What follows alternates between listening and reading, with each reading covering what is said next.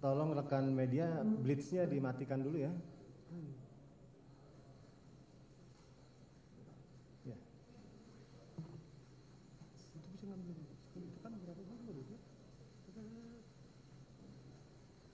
Silakan duduk.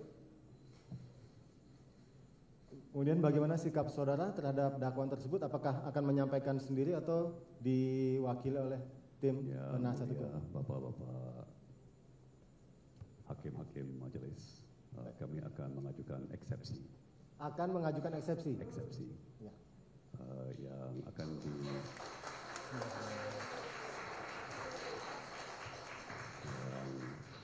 mohon izin akan disampaikan oleh penasihat hukum. Baik, silakan. Terima kasih. Ya, majelis hakim yang kami hormati, mengingat cukup lamanya perkara penyidikan ini dan terdakwa sudah ditahan hampir 4 bulanan, maka kami izin mengajukan eksepsi hari ini juga, saat ini juga. Mohon pengunjung untuk tenang ya, tertib ya. Tidak perlu tepuk tangan. Hargai ruang persidangan ini ya, hargai juga terdakwa. Jadi untuk eksepsi artinya saudara sudah siap? Sudah siap. Untuk dibacakan saat ini? Saat ini. Oke. Baik, demikian penuntut umum ya. Untuk itu memberikan kesempatan kepada terdakwa melalui penasihat hukumnya untuk mengajukan nota keberatan atau eksepsi. Kami berikan kesempatan. Kami juga sudah siapkan PDF-nya untuk bisa ditampilkan. Mohon izin. Ada. Sudah kami sambungkan dengan panitera. Yang penting dibacakan dulu saja. Ya. Terpenting dibacakan ya. Demikian. Silakan kalau sudah siap. Silakan kalau ada kopinya. Ada. Kami mohon izin akan kami bacakan pokok-pokoknya saja. Baik. Jadi hakim. Demikian penuntut umum ya, tidak keberatan. Ya. Ya, inti dari eksepsi Intinya yang diajukan eksepsi. oleh. Tapi tidak terlepas dari apa yang sudah kami bagikan tadi. Kesemuanya sudah termuat di dalam sini. Sudah ya? termuat. Bismillahirrahmanirrahim. Assalamualaikum warahmatullahi wabarakatuh. Majelis hakim yang terhormat, izinkan kami menyampaikan nota keberatan terhadap kasusnya Thomas Trikasih Lembong. Kita semua tentu ingin menempatkan hukum berdaulat di atas semua kepentingan, sebagaimana yang telah diamanatkan oleh konstitusi kita, Undang-Undang Dasar 1945, bahwa negara kita adalah negara hukum. Salah satu pilar penting bagi tegaknya negara hukum adalah adanya peradilan bersih dan akuntabel. Sebab hukum tanpa peradilan bersih adalah hukum yang ditulis di atas air. Bahkan hitam putihnya peradaban sebuah bangsa ditentukan oleh peradilannya. Majelis hakim yang terhormat, peradilan sebagai benteng terakhir bagi para pencari keadilan menjadi rumah perlindungan bagi siapa saja warga negara yang diperlakukan sewenang-wenang, termasuk kesewenang-wenangan yang dilakukan oleh aparat hukum yang mendakwa seseorang tanpa adanya tindakan yang melanggar hukum. Hal ini juga dialami oleh terdakwa saudara Thomas Trikasih Lembong. Semua mengenalnya sebagai orang yang baik dan profesional, seseorang yang telah berkontribusi nyata untuk negara, tetapi justru dirampas kemerdekaannya dengan dijadikan terdakwa dengan dakwaan yang tidak jelas, dakwaan yang tidak cermat, dakwaan yang tidak lengkap. Bahkan dalam dakwaan terdakwa Thomas Trikasih Lembong dipaksa untuk bertanggung jawab atas perbuatan melawan hukum yang dilakukan oleh orang lain. Hal ini menunjukkan jaksa penuntut umum sesungguhnya telah error in person dalam perkara ini. Kasus ini jelas-jelas dipaksakan untuk menjerat terdakwa secara sewenang-wenang, karena pasal-pasal dalam undang-undang yang dituduhkan untuk menjerat terdakwa tidak ada sama sekali yang terkait dengan undang-undang tindak pidana korupsi sebagaimana lex specialis, tetapi terkait dengan undang-undang lain yang bukan menjadi kompetensi pengadilan tindak pidana korupsi untuk mengadilinya. Kami sangat prihatin bagaimana sebuah kekuasaan yang dimandatkan oleh peraturan perundang-undangan untuk menegakkan hukum justru digunakan oleh penuntut umum secara sewenang-wenang untuk menghancurkan keadilan seseorang yang harusnya dilindungi. Majelis hakim yang terhormat, sungguh kami miris terdakwa disangka melakukan korupsi, sementara 1 rupiah pun penuntut umum tidak bisa membuktikan adanya aliran dana yang masuk ke terdakwa baik secara langsung ataupun tidak langsung. Bahkan semua kinerja keuangan selama beliau menjabat sebagai Menteri Perdagangan pada tahun 2015-2016 telah diaudit oleh Badan Pemeriksa Keuangan dan tidak ditemukan sama sekali adanya penyelewengan pengelolaan keuangan, semuanya clean and clear. Kami percaya Majelis Hakim yang terhormat akan memimpin persidangan ini dengan seadil-adilnya, memulihkan hak keadilan bagi terdakwa yang dirampas secara paksa dan sewenang-wenang, mengembalikannya kepada keluarga yang telah lama menantinya dengan penuh air mata kepedihan. Majelis Hakim yang terhormat, dengan ini izinkan kami penasihat hukum Saudara Thomas Trikasih Lembong menyampaikan nota keberatan eksepsi sebagai berikut. Izin melanjutkan yang mulia. A. Pengadilan Tindak Pidana Korupsi pada Pengadilan Negeri Jakarta Pusat tidak berwenang untuk memeriksa dan mengadili perkara akuo. Eksepsi kompetensi absolut. Majelis Hakim yang mulia, Pengadilan Tindak Pidana Korupsi pada Pengadilan Negeri Jakarta Pusat tidak berwenang untuk memeriksa, mengadili, dan memutus perkara akuo berdasarkan ketentuan pasal 6 huruf C Undang-Undang Pengadilan Tipikor Junto, pasal 14 dan pasal 32 ayat 1 Undang-Undang Tipikor, berdasarkan penjelasan sebagai berikut. Bahwa di dakwaan primer dan dakwaan subsidiar, terdakwa dipersalahkan pada pokoknya melanggar peraturan-peraturan yang dijadikan dasar dalam surat dakwaan untuk menyatakan adanya unsur perbuatan melawan hukum tindak pidana korupsi sebagaimana diatur dalam pasal 2 ayat 1 dan pasal 3 Undang-Undang Tipikor.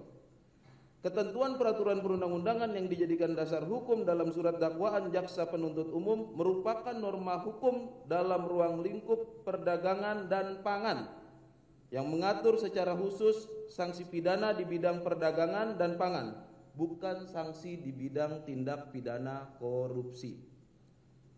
2. Bahwa Undang-Undang Pangan, Undang-Undang Perlindungan dan Pemberdayaan Petani maupun Undang-Undang Perdagangan mengatur ketentuan khusus mengenai sanksi atau ketentuan pidana, sehingga ditinjau dari hukum pidana formil, peraturan-peraturan tersebut merupakan ketentuan pidana khusus atau istimewa atau dikenal dalam hukum lex specialis systematic.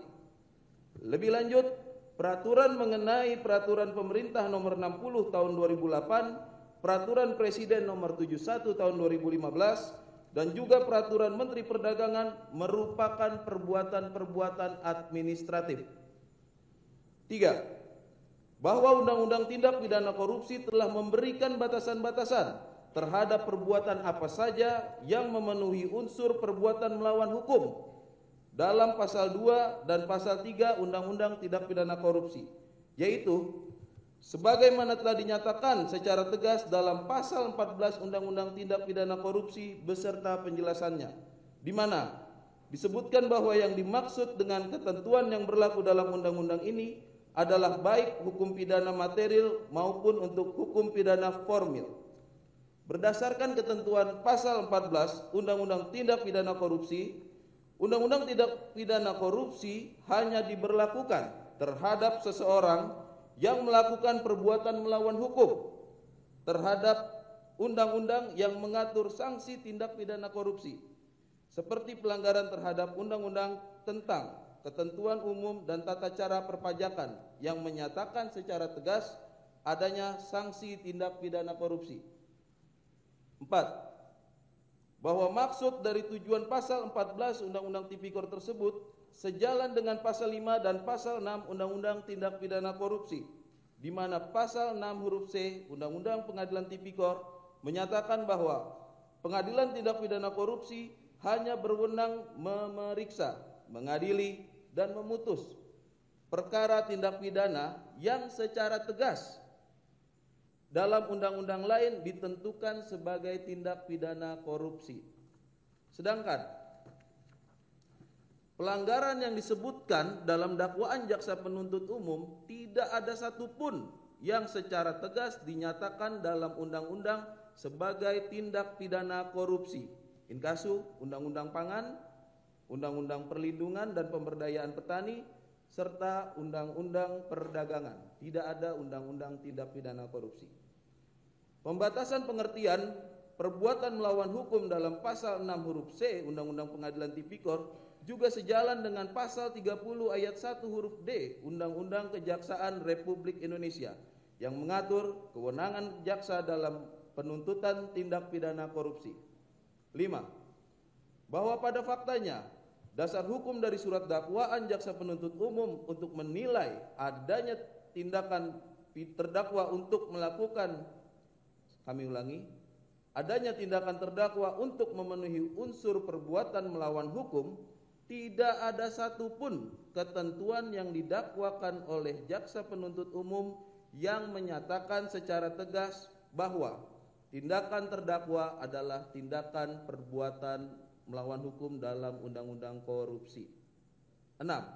Bahwa apabila benar hasil audit BPKP terkait penghitungan kerugian keuangan negara tertanggal 20 Januari 2025 yang dijadikan dasar penuntut umum untuk menyatakan telah terjadi kerugian keuangan negara, pada faktanya penyidik tidak cukup bukti inkasu perbuatan melawan hukum dalam surat dakwaan jaksa penuntut umum tidak secara tegas menyatakan sebagai tindak pidana korupsi, di mana terhadap hal demikian menurut pasal 6 huruf C Undang-Undang Pengadilan Tipikor junto pasal 14 Undang-Undang Tipikor, maka seharusnya penyidik segera menyerahkan berkas perkara kepada jaksa pengacara negara untuk dilakukan gugatan perdata sebagaimana tercantum dalam pasal 32 Undang-Undang Tipikor. 7. Bahwa tindakan terdakwa menerbitkan persetujuan impor dalam perkara akuo dilakukan oleh terdakwa dalam kapasitasnya sebagai Menteri Perdagangan yang dalam kewenangannya diatur secara khusus dalam Undang-Undang Kementerian Negara dan Undang-Undang Administrasi Pemerintahan. 8. Bahwa sesuai dengan Undang-Undang Administrasi Pemerintahan yang dapat dipermasalahkan terhadap pejabat pemerintah atau pejabat tata usaha negara yang dalam perkara akuo terdakwa adalah sebagai Menteri Perdagangan dalam hal menjalankan kewenangannya, apakah telah terjadi melampaui wewenang, mencampur adukan wewenang dan atau bertindak sewenang-wenang secara melawan hukum sebagaimana diatur dalam pasal 17 dan pasal 18 Undang-Undang Administrasi Pemerintahan. 9. Bahwa yang berwenang menguji pelaksanaan kewenangan pejabat pemerintah dalam hal ini Menteri Perdagangan adalah Pengadilan Tata Usaha Negara sebagaimana diatur dalam Undang-Undang Peradilan Tata Usaha Negara. 10. Pada faktanya sampai saat ini tidak terdapat putusan Pengadilan Tata Usaha Negara yang menyatakan bahwa penerbitan persetujuan impor, kami tegaskan bahwa persetujuan impor yang dilakukan oleh terdakwa dalam perkara akuo terdapat pelanggaran mengenai kewenangan tentang penerbitan keputusan pejabat tata usaha negara sebagaimana diatur dalam pasal 17 dan pasal 18 Undang-Undang Administrasi Pemerintahan. 11. Bahwa sekalipun terdapat pelanggaran dalam melaksanakan kewenangannya sebagai pejabat tata usaha negara, maka sanksinya administrasi berupa ganti kerugian dan bukan tindak pidana korupsi.